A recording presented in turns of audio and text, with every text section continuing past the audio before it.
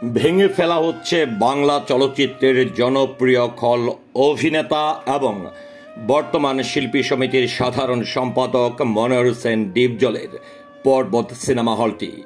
কিন্তু কী কারণে এই সিনেমা হলটি ভেঙে ফেলা হচ্ছে নিজেই জানিয়েছেন মনোয়ার হোসেন ডিপজল। ভিউয়ার্স, বিস্তারিত জানতে পুরো ভিডিওটির সঙ্গেই থাকুন। ভেঙে ফেলা হচ্ছে ঢাকার গাবতলীর এক সময়ের জনপ্রিয় সিনেমা হল পর্বত। হলটির মালিক অভিনেতা মনোয়ার হোসেন ডিপজল নিজেই বিষয়টি নিশ্চিত করেছেন। তিনি জানিয়েছেন পর্বত সিনেমা হল ভেঙে ফেলার খবরটি সত্য, তবে সেখানে মাল্টিপ্লেক্স নির্মাণ করা হবে। এ অভিনেতা আরও বলেন, হলটি ভাঙার সিদ্ধান্ত নিয়েছি, তবে এই সিনেমা হলটি ভেঙে সেখানে মাল্টিপ্লেক্স নির্মাণ করা হবে।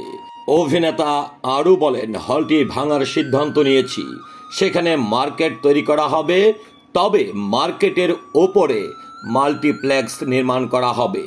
3টি স্ক্রিন নিয়েই এই মাল্টিপ্লেক্স চলবে। 90 দশকের প্রায় 1250টি সিনেমা হল ছিল, সেই সংখ্যা কমে দাঁড়িয়েছে 150-তে।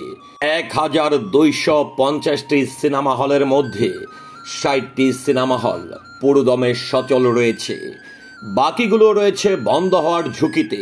তো ভিউয়ার্স, বাংলা চলচ্চিত্রের এই জনপ্রিয় খল অভিনেতা, প্রযোজক এবং পরিচালক মনোয়ার হোসেন ডিপজল তার পুরনো এই পর্বত সিনেমা হলটি ভেঙে মাল্টিপ্লেক্স করার যে সিদ্ধান্তটি নিয়েছেন, এটি নিয়ে আপনার মন্তব্য কি?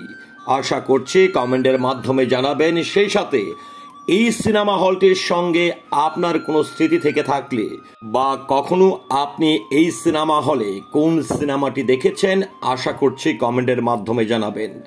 আমাদের পুরো ভিডিওটির সঙ্গে থাকার জন্য অসংখ্য ধন্যবাদ। আল্লাহ হাফেজ।